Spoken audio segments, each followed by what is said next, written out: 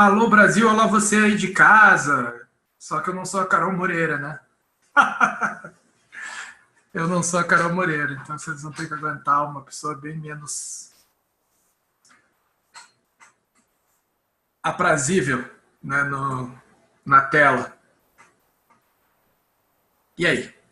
Vamos para a segunda aula de cultura hoje, só deixando claro aqui, para semana que vem, na outra, nós vamos recuperar, então, só já deixando adiantado aqui qual possivelmente deve ser o calendário. Na semana que vem, a gente deve ter 2 aulas de cultura seguidas, né? Das 22 às 23, depois das 23 à meia-noite. E na semana seguinte, possivelmente a mesma coisa, também na quinta-feira. Esse deve ser o nosso calendário para recuperar as aulas, para não ter problema todo mundo receber, porque aqui teve problemas técnicos e depois aqui foi feriado, né? Que aí não foi possível fazer. Mas enfim, boa noite aí para todo mundo, espero que esteja todo mundo bem. Exercícios 3, redação 3 corrigido, metade dos simulados 3 já, amanhã os que não foram corrigidos já estarão, creio que até o início, meio da tarde. Vocês já vão fazer. Aí, Igor, você sabe que essa é uma boa piada? Você falou, teremos corujões de cultura. Sim, essa é uma boa piada, porque em 2012, eu acho, eu não fazia as 22, eu fazia aulas 23 horas e eu fazia a piada de ser o corujão da redação. Entendeu? Eu falava, vamos começar o corujão da redação. E aí, em função de termos aula até meia-noite, né? Corujão é uma boa definição, né? Para quando eu estiver no exterior, depender de onde eu estiver também. Talvez eu tenha que dar vários corujões, né? Se pensar bem. Depender do fuso horário que eu tiver, né? Mas é verdade. Dependendo do fuso horário que eu tiver, vai ter que ser corujão aqui no Brasil, né? E esse tipo de coisa acontece. Mas para isso que nós temos as aulas gravadas, né? E outras questões todas. Mas enfim, vamos lá. Temos hoje mais uma aula. Mais conteúdo para todo mundo, né? Vamos prosseguir na nossa luta e na nossa labuta aqui. Hoje, então, nós vamos entrar na segunda parte das aulas de cultura, mais especificamente na geração de 1870, né? E na geração de 1870, de forma geral, eu costumo usar a obra paradigmática, né, na verdade, que é o livro da Angela Alonso, eu devo ter falado na primeira aula, né, que chama Ideias em Movimento, né? E aí a Angela Alonso colocou, ela mesma fez e publicou, né? E publicou esse artigo aqui, chamado Crítica e Contestação, em que ela basicamente resume a tese dela e que está disponível para vocês lá nas leituras recomendadas da plataforma, ok? Disponível para todo mundo que está matriculado ou que é meu aluno particular. Todo mundo está com o devido acesso, certo? E é um artigo curto, direto e muito bom de se ler, né? Em que ela resume as contestações que ela mesma faz ao pensamento hegemônico sobre o que significava, né, a atuação política da geração de 1870 e depois como ela define, certo? Hoje, como eu só posso compartilhar uma coisa na tela aqui, né? Creio eu. Eu não sei se eu der new share vai fazer duas ou vai dividir a tela. Sinceramente, não sei. Alguém conhece o Zoom aí, sabe dizer? O que vai acontecer se eu quiser fazer outro compartilhamento aqui?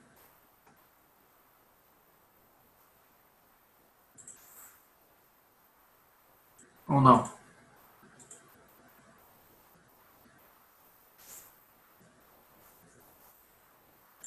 Vamos ver no chat. Ok. Bom, eu vou tentar aqui. Estou abrindo o Word, vamos ver o que vai acontecer. Se tiver 2 shares, eu acho ótimo, porque eu posso fazer um uso de quadro e de Eu posso fazer um uso de quadro e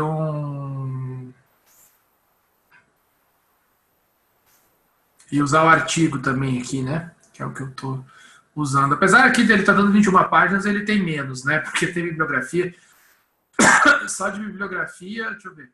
Ele começa na página, nas notas, né? Começa na página...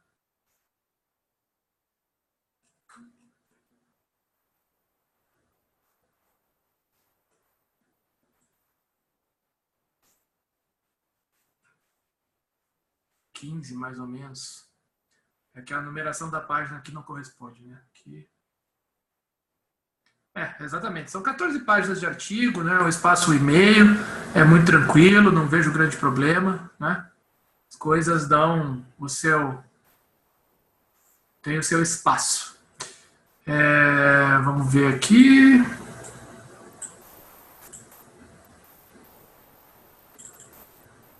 Estou esperando aqui para poder fazer. Deixa eu dar o stop. Ah, tá. Acho que agora o Word abrirá. E aí nós podemos começar. César, qual o nome do artigo? Já já você vai ver. Já mostrei aqui, já falei. Mas calma aí, um segundo. Que já veremos de novo. Habilitar edição. Vou colocar de novo aí, vocês vão poder anotar.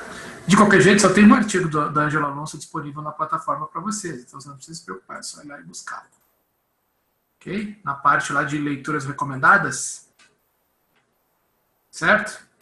É uma parte muito importante. Vamos fazer um new share. Aqui, vamos ver. Share screen. Pronto. Quando eu coloco aqui o PDF, aparece ou não? Ou está aparecendo só a página branca do Word? Tá bom, vou ter que ficar trocando então. Mas ok, não tem problema. Então, primeira coisa, vamos aqui, vou colocar o PDF, eu vou trocando e vou colocando. Tá, beleza, ok. Tá bom, agora o PDF está aparecendo. Tá, ok, beleza. Então, esse aqui é o artigo, já respondendo para o César. Opa. Esse aqui é o artigo. Crítica e contestação, a geração de 1870 e o movimento reformista, a crítica e contestação, o movimento reformista da geração de 1870, certo? Esse aqui é o artigo principal, né, que eu quero que vocês leiam. Aos pouquinhos aqui eu vou me referindo a ele e ao longo da aula também vou fazendo aqui uma nova...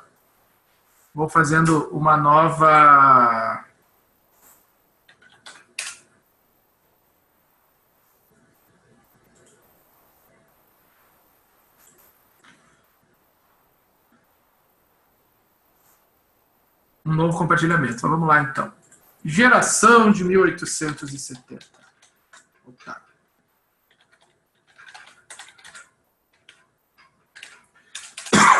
Bom, na geração de 1870 tem muitas e muitas interpretações e...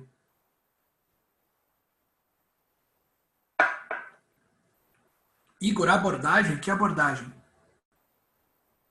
Só a palavra solta assim, eu não entendi. Eu não consigo nem rir porque eu não entendi. Ah, uma nova abordagem. Ah, entendi. Ok, beleza. Bom, mas voltando aqui então. Geração de 1870. Na geração de 1870, talvez tenha sido um dos momentos mais importantes da formação do sistema intelectual brasileiro, né? Porque ela tem relação direta com o desenvolvimento da intelectualidade do Brasil, com a efervescência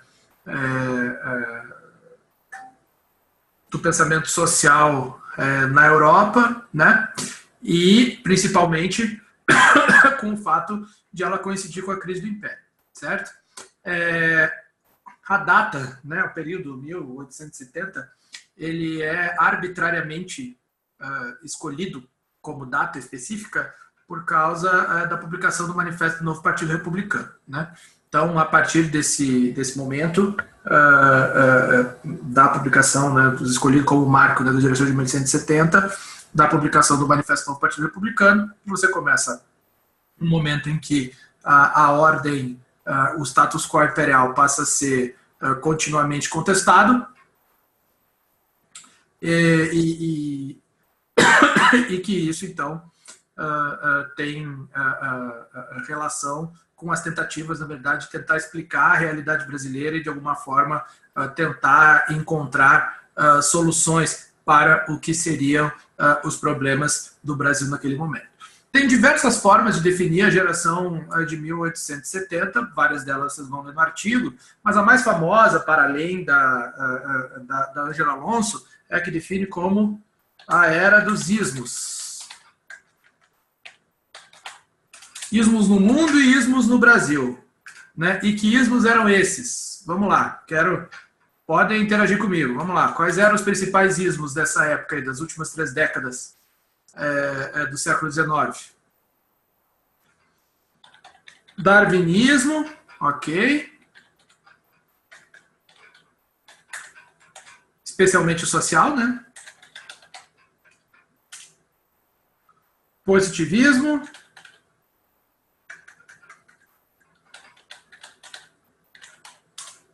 Que mais? O parnasianismo, Elisângela, ele está, enfim, mais como um movimento estético literário mais estrito, assim, ele não entra nesse ponto aqui, né? Porque dentro da geração de 1970, nesse caso, nós teríamos também ainda os estertores do romantismo e o ápice do realismo literário do Brasil. Nós estamos falando aqui em termos de positivismo e estamos falando aqui de ismos em termos de ideias de pensamento social e de problemas sociais do Brasil. Que outros, gente? Vamos lá. Se o que define a geração de 1870 é a definição do Manifesto Republicano, que mais nós temos aqui? Bom, socialismo, também, né? Utópico ainda, né? Não marxista no Brasil, determinismo, agora começou a chegar na realidade brasileira, republicanismo, abolicionismo,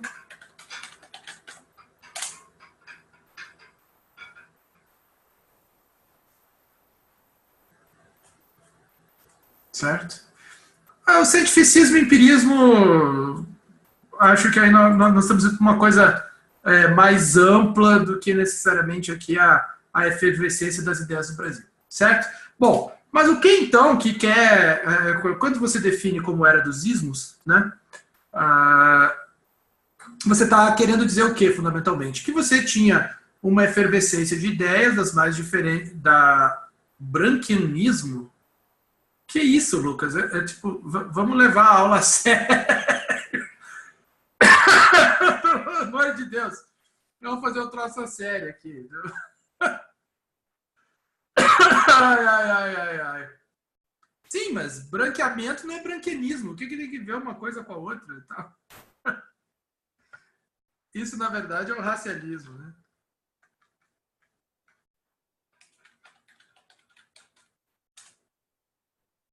Ai. Bom, na verdade, já se defendia o branqueamento no final do século XIX, né? E vários intelectuais brasileiros, na época, defendiam que o branqueamento era a solução para os problemas do Brasil, né? Entre eles o próprio Silvio Romero e o Nina Rodrigues. Mas, vamos lá, vamos voltar aqui. Quando você define como a era dos ismos, você está partindo de 2 pressupostos, está assumindo, né? 2 premissas. Premissa número 1, né? Premissa 1.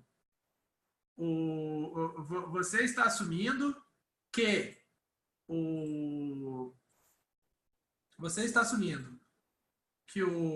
você tinha uma efervescência grande de ideias, certo?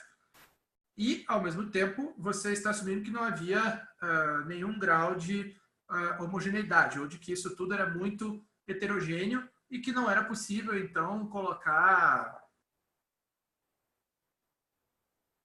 não seria possível considerar a geração de 1870 como algo que tivesse ou que tenha algum tipo de característica própria, certo?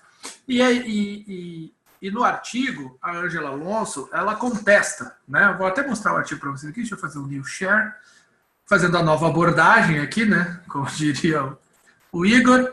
Fazendo new share aqui, vamos lá. Ó, ele, logo aqui na segunda parte do artigo, faz aqui, nessa parte que ela vai falar dos movimentos intelectuais e a interpretação, né? Ela vai fazer uma contestação de quase todo mundo. Ó. Raimundo Faoro, Sérgio Buarque de Holanda, Florestan Fernandes. Né? No livro, especialmente no Ideias em Movimento, ela dedica praticamente todo o primeiro capítulo, né, a fazer uma contestação de quase todos os pensadores, de quase todos os pensadores brasileiros que trataram daquele momento. Né? Então, além aqui do Raimundo Faoro, do Sérgio Buarque e do Florestan Fernandes, ela trata de Roberto Vaz, ela trata de Antônio Cândido, ela trata de Alfredo Bose, né? Trata de Celso Furtado, todo mundo, né? que tratou de alguma forma de discutir as ideias daquele período, daquele momento. Né? Trata de Emília Viotti da Costa, né? Então ela vai desfazendo os argumentos um por um, né? De cada definição que eles tentavam encontrar. Né? Mas o que fundamentalmente definiria ali a geração de 1870?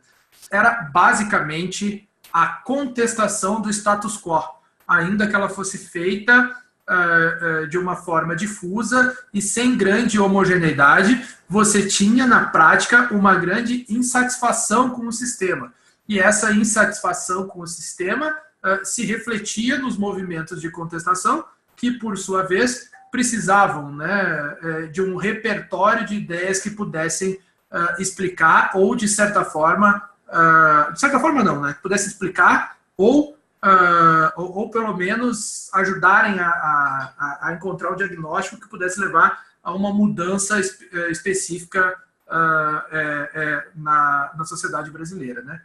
Aqui, uma das coisas que ela marca aqui, é até importante colocar aqui, né, que são as escolas, né?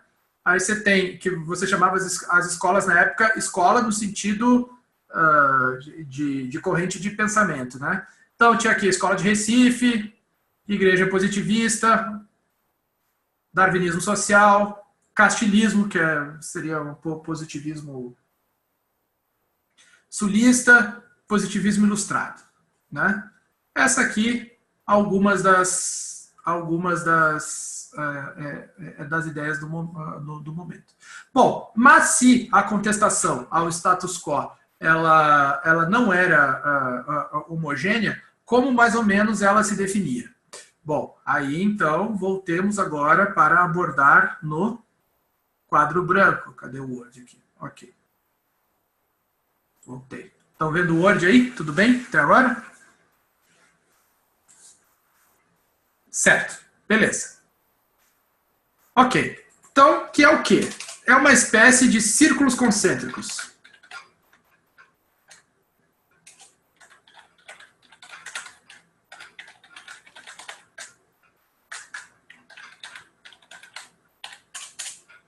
Ok? Por que círculos concêntricos? Porque parte do seguinte pressuposto. Você tem o núcleo do poder, né, do governo imperial, que seria o centro, né, do círculo, e aí, fora desse núcleo do poder, você passa a ter vários círculos, né, de excluídos do sistema, ou excluídos do serviço público, ou da capacidade de decisão, né, mas que tem diferentes graus de distanciamento do centro do sistema. Então, por exemplo, qual seria o ponto mais próximo no círculo concêntrico? Qual seria o ponto mais próximo do sistema aqui? Por exemplo, os filhos da elite aristocrática liberal. Certo? Quer dizer, o Brasil estava ali chegando, tinha acabado de fracassar. O que tinha acabado de dar errado no Brasil nesse momento, em termos de história do Brasil? Vamos testar aí. O que tinha acabado no final dos anos 1860? Acabado não é bom palavra, degringolado, né? Sim, a Guerra do Paraguai, eu sei. Na verdade, acabou em 1870, né? Mas não é disso que eu estou falando, não. A Guerra do Paraguai, a Liga Progressista, muito bom, César, isso aí. A Liga Progressista. Então você entra no período de hegemonia conservadora. Exatamente. Então, quando você entra nesse período de hegemonia conservadora, você passa a ter um núcleo importante dos filhos da aristocracia liberal, que deixam, então, de ter acesso ao núcleo do poder e deixam de ter também a possibilidade de influenciar nos rumos do país, mais especificamente. Quem entra nisso aí, por exemplo, Joaquim Nabuco, por exemplo, entra nesse círculo, né? Então, quer dizer, você tinha monarquistas insatisfeitos com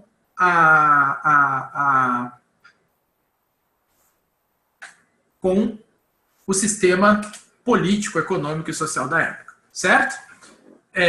Por outro, mais para fora, você começa a ter, então, aqui, você passa a ter os republicanos, né? Que aí você tem os republicanos federalistas, né? E os republicanos liberais, né?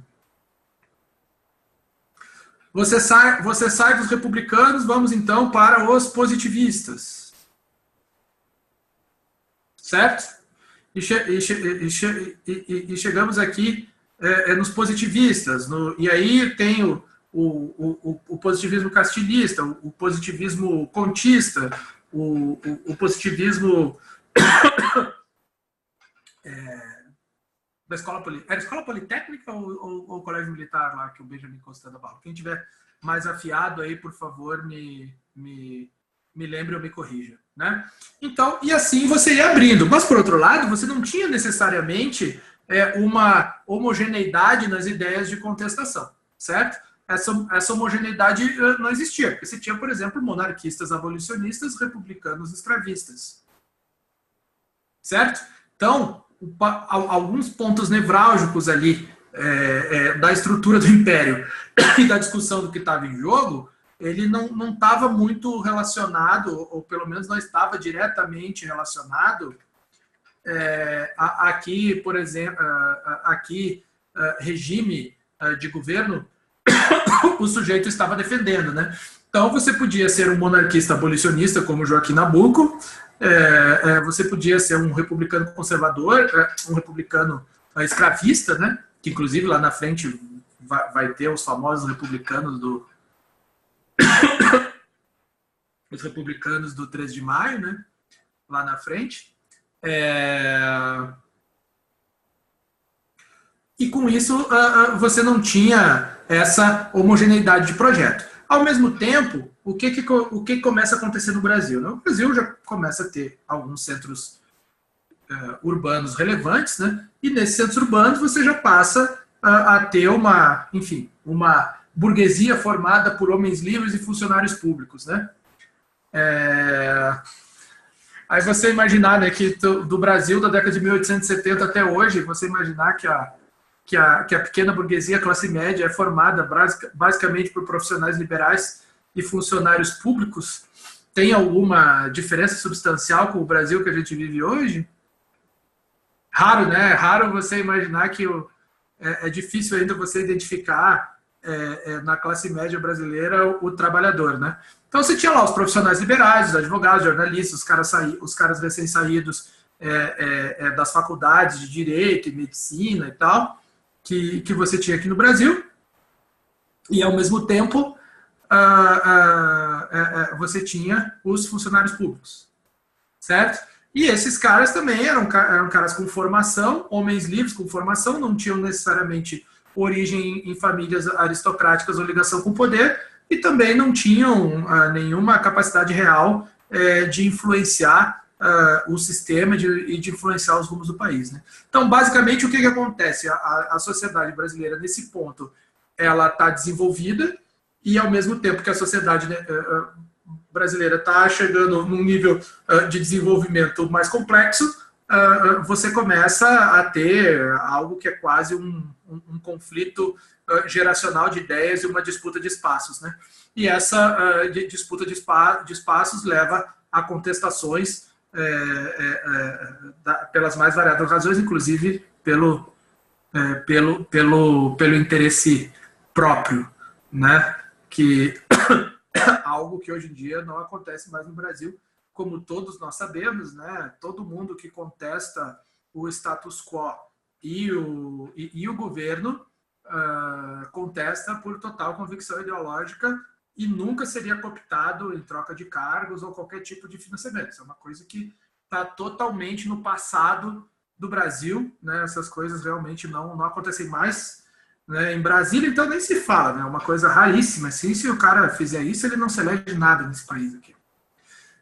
Hashtag sarcasmo, tá? Preciso dizer no final, porque nunca se sabe, né? Devia ser horrível viver no país assim, né? Exatamente. Ainda bem que o Brasil evoluiu.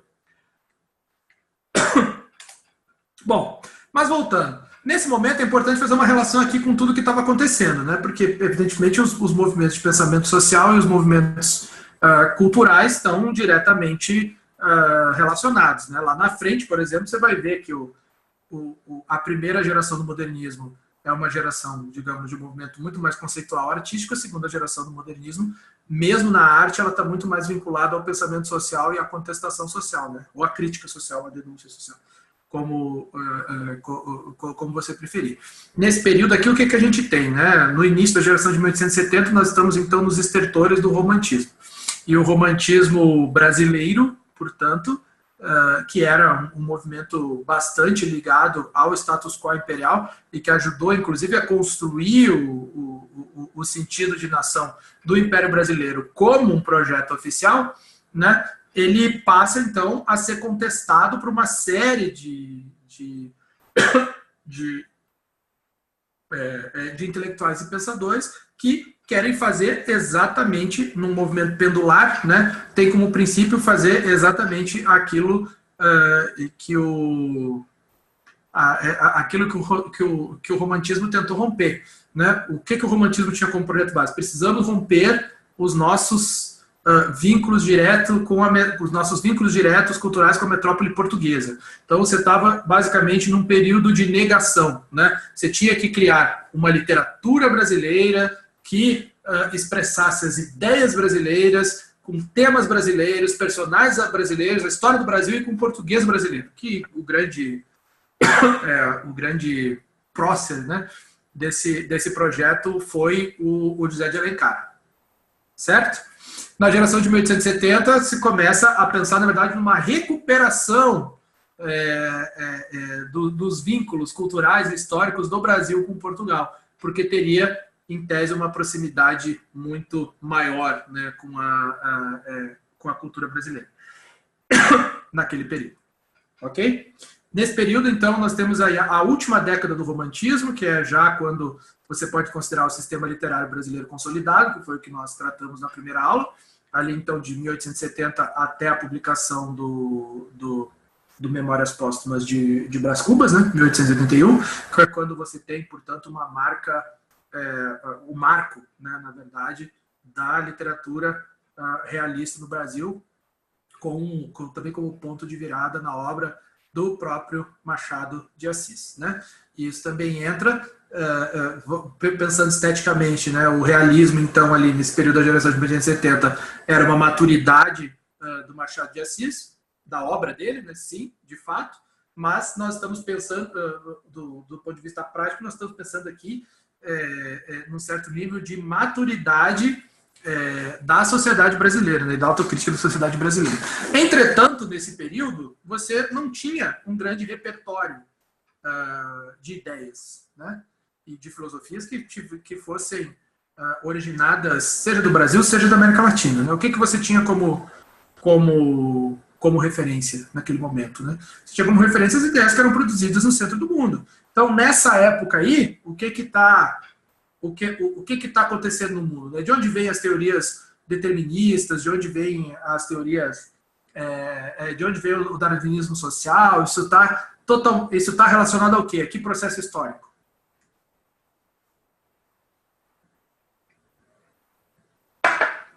Muito bem, Igor.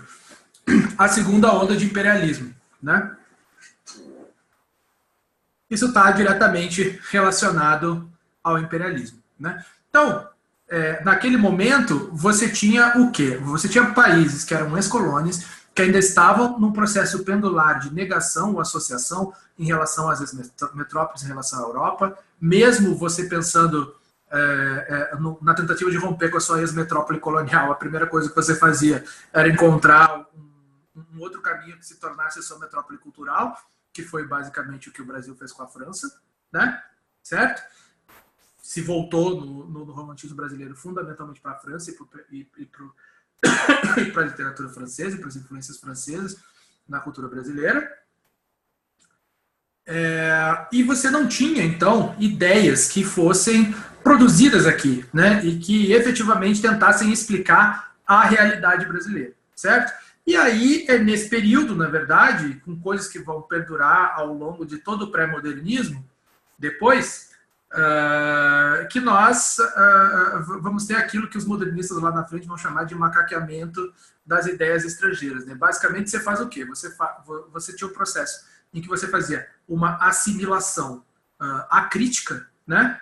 Não era nem uma assimilação, né? Você fazia uma importação acrítica de ideias que foram produzidas para um contexto diferente e tentavam aplicá-las à realidade brasileira como se elas pudessem, de alguma forma, explicar, né, os problemas do Brasil e encontrarem soluções para os problemas brasileiros, né? Evidentemente, isso hoje você vendo a posteriori, fica muito claro que esse era um processo bastante,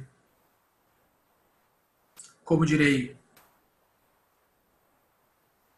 não é amador a palavra que eu estou buscando, né? Me ajuda a encontrar a palavra aí, mas era um processo bastante, de certa forma, até ingênuo, né? De como encontrar as explicações. Isso, simplista, Henrique. Muito obrigado. Henrique Sato sempre tem um japonês para ajudar com as ideias geniais. Né?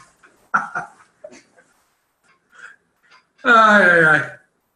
Mas como assim? A prova não é de matemática, né? Então... mas voltando.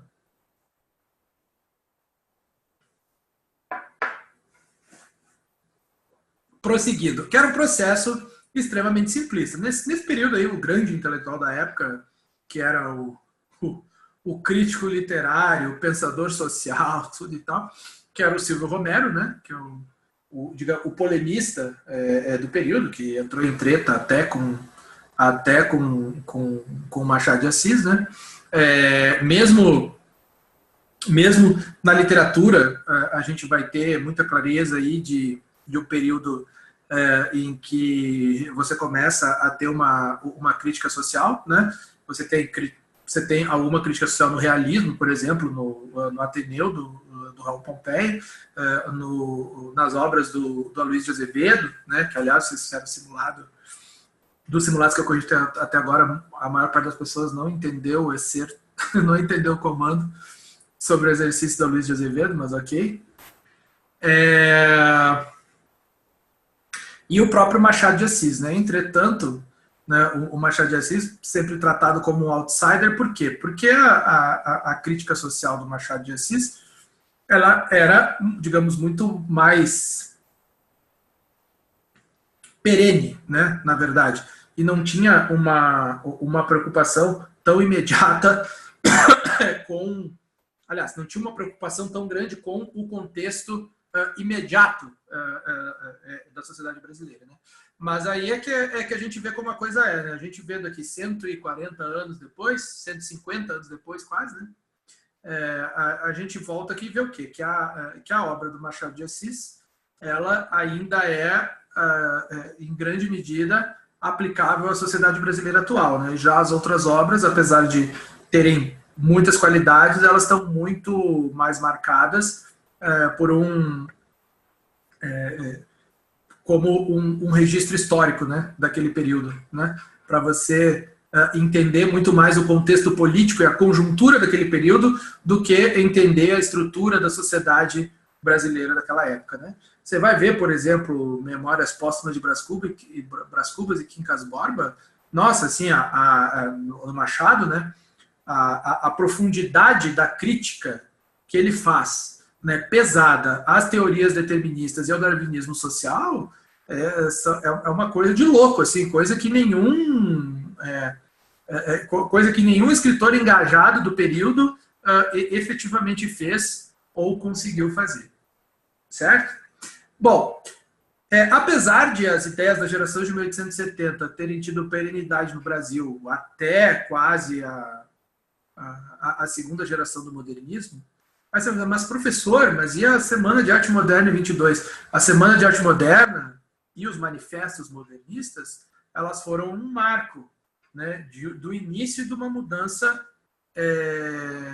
elas foram um marco do início de uma mudança de pensamento no Brasil, né? Mas elas só se tornaram efetivamente as ideias hegemônicas a partir da primeira grande geração de intelectuais da USP, lá nos anos 50, entendeu? Até os anos 30, os anos 40, né? Até o Vargas cooptar os modernistas,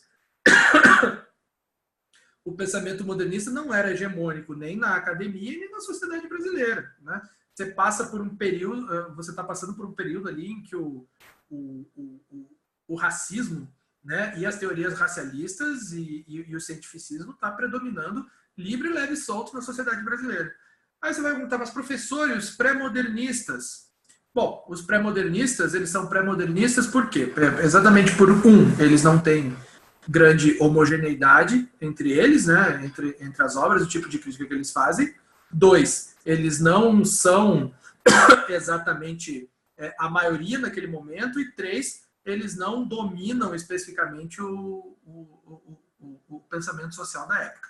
Mas, antes de entrarmos aqui nessa parte, de chegar no pré-modernismo, vamos voltar aqui um pouquinho para a geração de 1870 especificamente, né?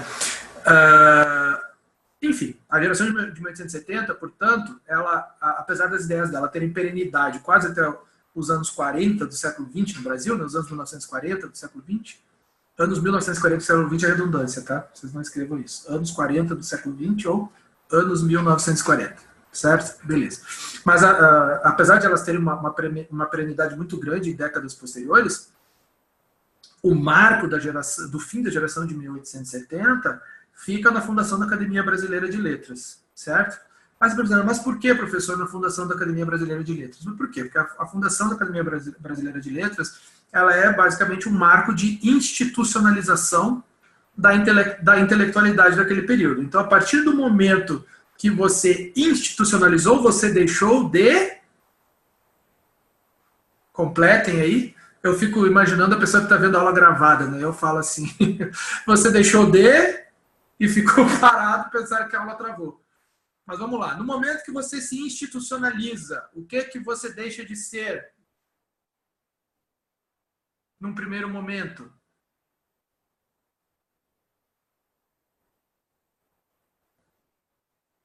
Vamos lá, pessoal. Vou ter que escolher pelo nome aqui?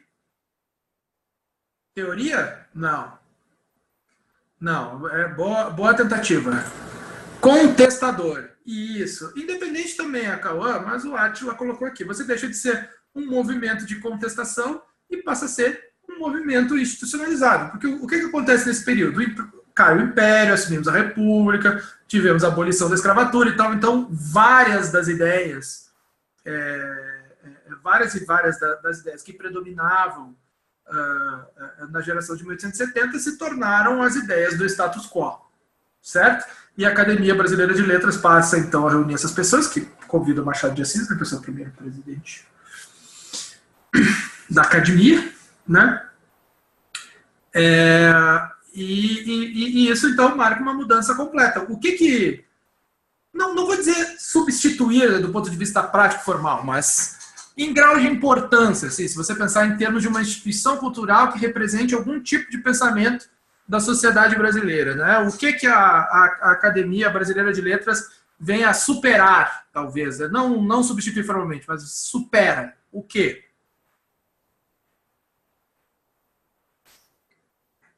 Instituto Histórico e Geográfico Brasileiro, o IHGB. Muito bem, César, você está muito afiado para a prova de História, se fizerem perguntas sobre vida cultural, que não cai desde 2006, quando fizeram uma pergunta sobre a Semana de Arte Moderna, mas que, graças a mim, aqui vocês vão estar preparados se isso acontecer.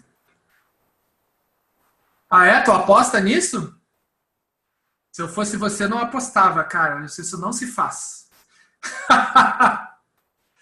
Isso não se faz, velho. Nunca aposte que um tema não vai cair. Bom, nesse caso você está estudando, né? Mas a pior coisa que você pode fazer é apostar que o tema não vai cair e não estudá-lo. Ok? Pior coisa. Eu fiz isso e passei, mas me arrependo, porque eu podia... Eu joguei fora 20 pontos por causa dessa brincadeira. Tá, cara, você não pode fazer essa afirmação. Você não sabe o que está se passando na cabeça da banca lá. Entendeu? Não tem como saber. Já caiu, Semana de Arte Moderna e Manifestos Modernistas, né?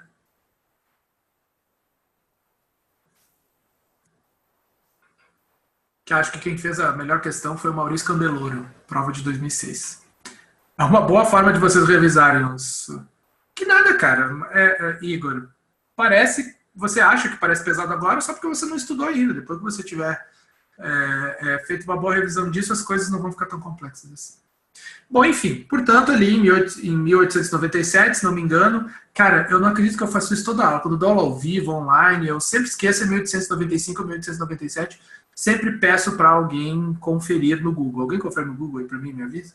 Que dessa vez eu juro que eu decoro. Isso, a BL, exatamente.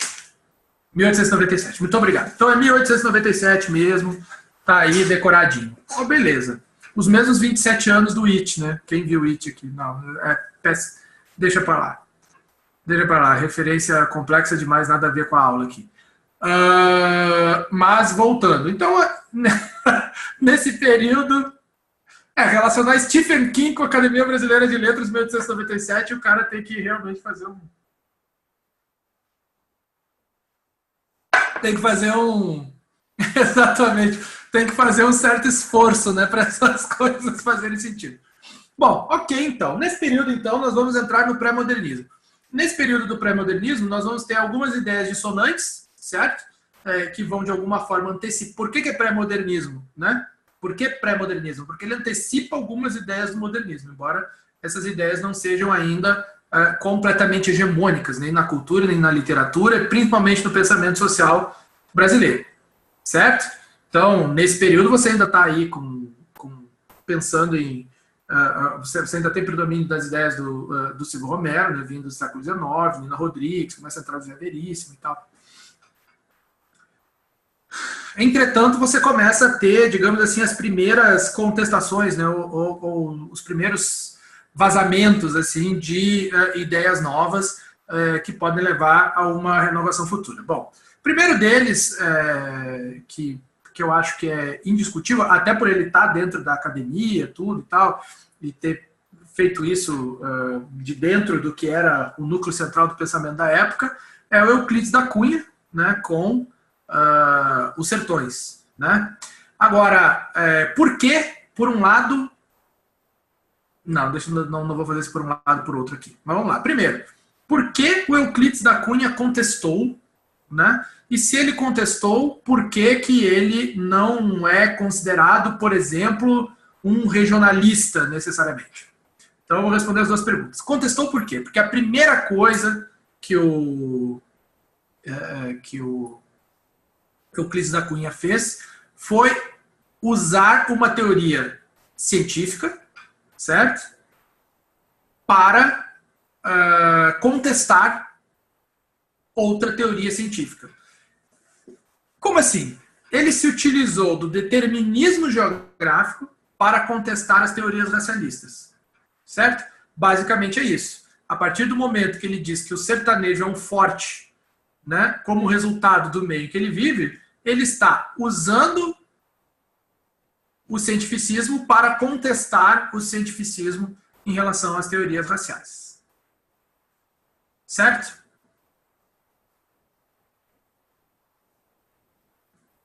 Então, esse é o grande ponto do que faz o Euclides da Cunha. Agora, por que ele não é considerado um regionalista ainda, que ele antecipa o regionalismo? Bom, em primeiro lugar, tem um erro de conceito, assim, né? Porque você não não pode fazer uma síntese, um resumo, em que o regionalismo é o regionalismo de 30.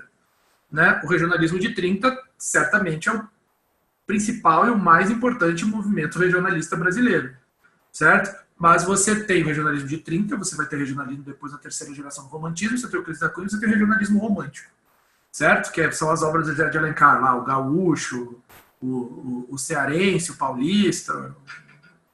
Não, tô brincando, né? Pelo amor de Deus, gente, não tomem isso como coisa séria. Beleza?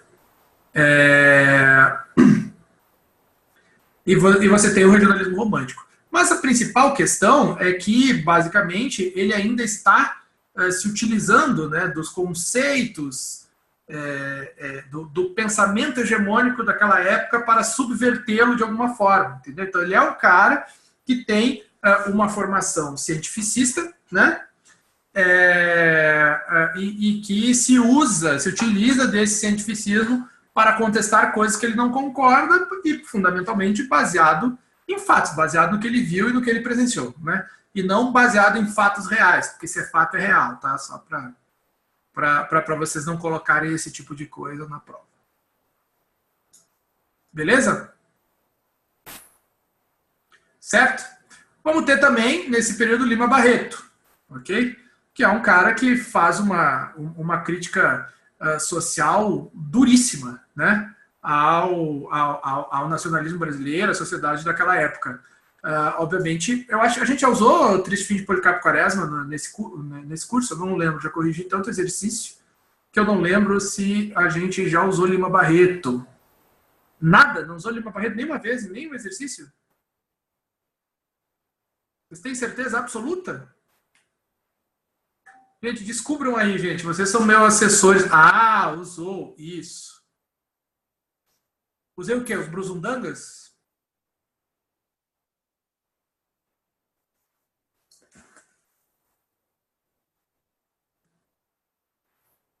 Beleza.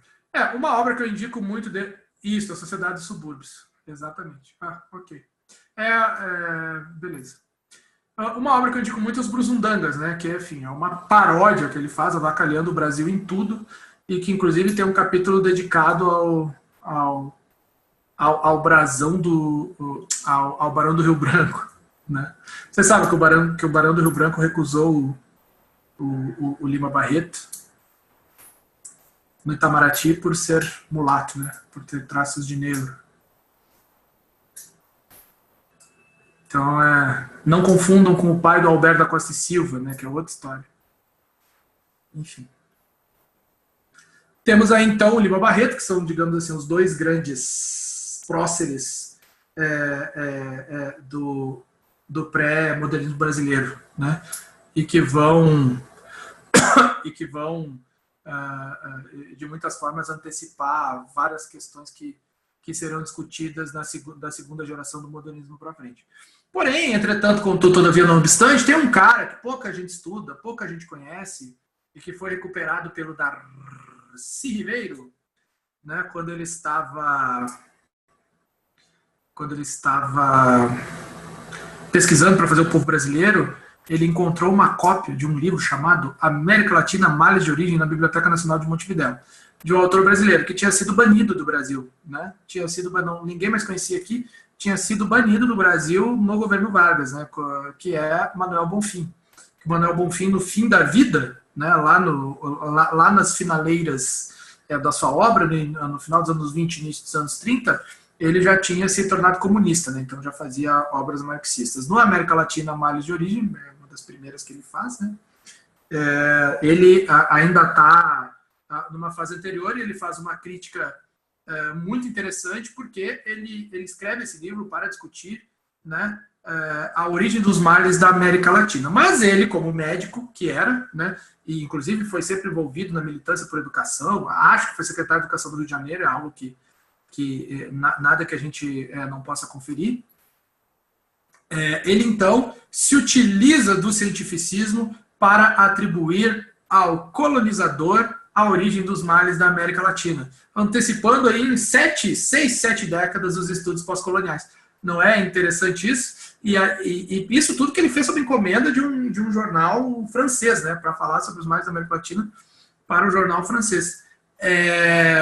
E ele basicamente se usa da metáfora, né, do parasita, né, que é o parasita, ele se junta ao parasitado, mas ao mesmo tempo que ele deforma o parasitado, ele se deforma também.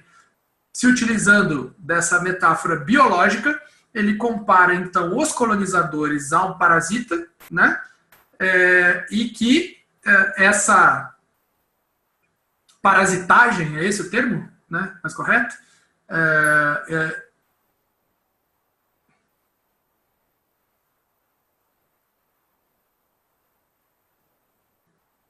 A Cauã, por que o governo Vargas proibiu a obra do Manuel Bonfim? Cauã, eu usei uma palavra aqui que eu pensei que ficasse explícita, né? Porque ele se tornou comunista, entendeu? Foi banido lá durante o Estado Novo. Entendeu? Por isso. Não, acho que eu não tinha falado que tinha sido banido do Estado Novo, mas sim, por ser comunista. Mas voltando, não, Elisângela, simbiose é positivo, né? Tal. Então nós estamos falando de parasitagem mesmo, né? Parasitismo talvez. Não, o América Latina, Malha de origem, sim, mas não o que ele estava escrevendo no fim da vida, né? Entendeu? Porque o América Latina, Malha de origem, acho que é 1904. Você que está afiado aí, dá uma olhadinha no Google para mim, porque eu faço tudo de memória. Então, vamos ver se a minha memória tá certa. Mas eu acho que a América Latina, Malha de origem, é de 1904, entendeu? Mas enfim, o que ele faz? Basicamente, mais uma vez, ele se utiliza de uma teoria científica para subverter o cientificismo, né? E acabar, de certa forma, com a relação de superioridade e inferioridade, de superioridade ou inferioridade entre o colonizador e o colonizado, né?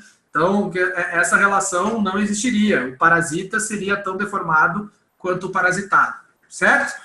Evidentemente, essas coisas, esse tipo de pensamento, não é uma influência direta, né, deixando isso claro, né, mas esse é o tipo de pensamento que, quando Manuel Bonfim escreveu, era algo muito controverso, certo? Era algo completamente controverso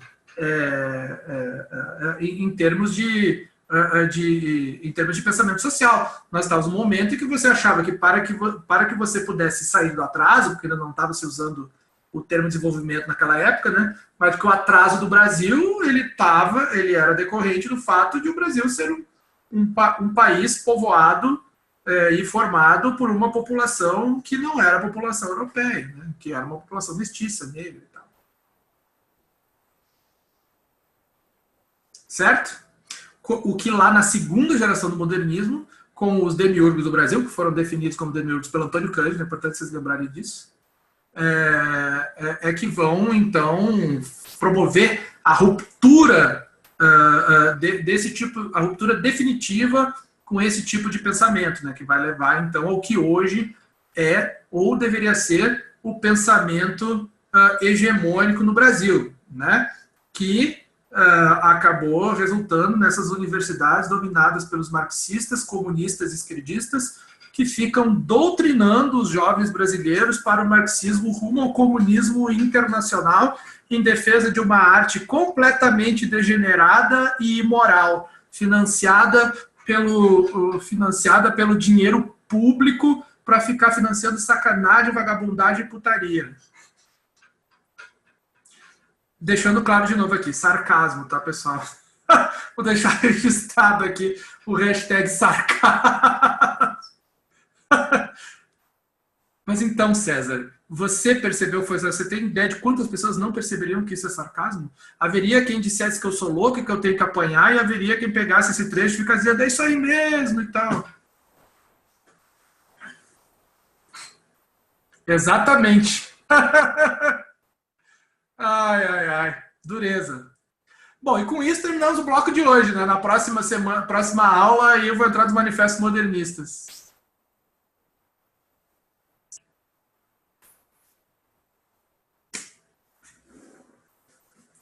Olavo de Carvalho curtiu.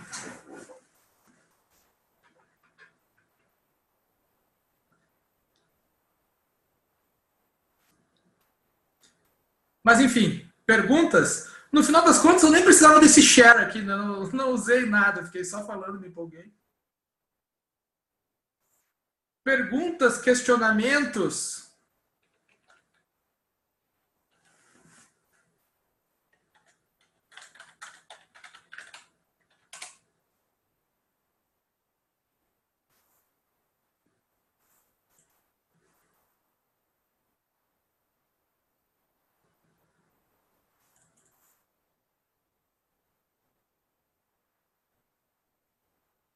Nada, pessoal. Em não havendo. Ah, mas Augusto dos Anjos aí, estamos aí na poesia pré-modernista e tal, mas aí nós estamos numa coisa mais gótica, outra coisa. Não está tanto na linha do que eu estava falando hoje, mas em termos de crítica social e pensamento social, né? Mas eu posso declamar para você aqui Augusto dos Anjos sem ler.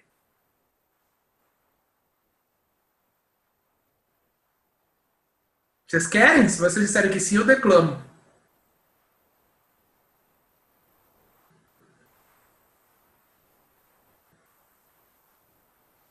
Tá bom, vocês não querem, eu não declamo.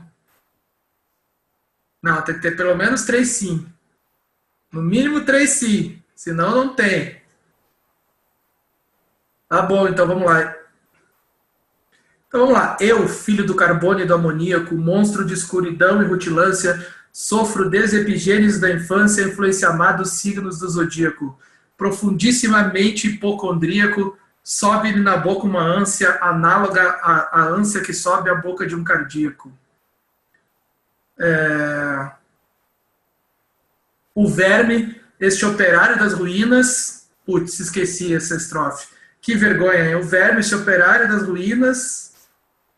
Ah, esqueci. Droga. Que das carnificinas? É isso? Esqueci. Droga. Exatamente. Mas tem o final, né? Que eu tomo um fósforo, acende o teu cigarro. O beijo, amigo, é véspera de escarro. E a mão da, e a mão que afaga é a mesma que apedreja. E se alguém dá causa pena tua chaga, apedreja essa mão vil que te afaga e escarra nessa boca que te beija. Ai, ai. A primeira vez que eu vi esse poema foi numa novela chamada de Corpo e Alma, em 1992. Eu estava no segundo ano do segundo grau. A novela era estrelada pelo Tarcísio Meira e a Cristiana Oliveira. Fazia o par romântico dele, muito mais nova, mas tipo a esposa dele, que se não me engano era Bruna Lombardi, tinha morrido, mudando inclusive o, o repetindo o casal de Roda de Fogo, inclusive. Mas a esposa dele morria, o coração dela era doado para a personagem da Cristiana Oliveira, de quem ele vai atrás. E a Cristiana Oliveira também tinha envolvimento com o Vitor Fasano, que fazia o papel de um dançarino do Clube das Mulheres, cuja música tema é o Rhythm is a Dancer. Lembram disso? Para quem ouvia a Batistaca. E o garçom do Clube das Mulheres, interpretado pelo ótimo ator Carlos Vereza, fazia uma espécie de mentor, assim, meio Sr. Miyagi, meio Yoda, meio Darth Vader, do Vitor Fasano no Clube das Mulheres, dando conselhos sobre a vida e coisas do gênero. E aí um dia ele declamou esse poema pro Vitor Fasano, e eu nunca mais esqueci. No dia seguinte fui falar com o meu professor, o professor Cláudio de português, lá no Colégio Caldas Júnior, lá no Intercap em Porto Alegre, para saber do Augusto dos Anjos e saber do poema, saber se ele ia dar uma aula sobre isso. Exatamente. Você foi ao Clube das Mulheres, César? Já que tinha virado moda ou não? Ué, qual o problema, pô? Não tem problema nenhum. Eu era menor de idade, então nem querendo.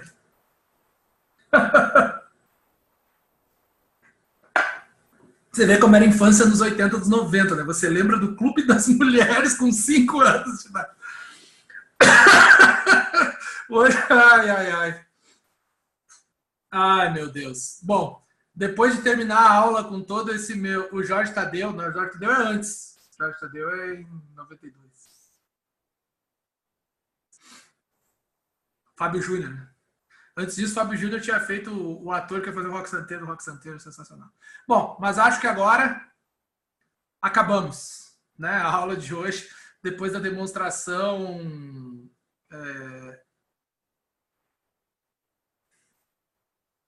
de conhecimento inútil sobre novelas de TV, mas que eu usei muito para minha dissertação de mestrado, podemos acabar na próxima aula, Manifestos Modernistas. Foi boa essa aula de hoje, não foi? É divertido, né? Eu me empolgo aí para fazer as piadas e tal. Não que vocês achem graça, né? Mas vocês riem por educação, então tá bom. Já que eu vou ser colega, posso ser chefe de algum de vocês, né? Melhor vocês rirem das minhas piadas.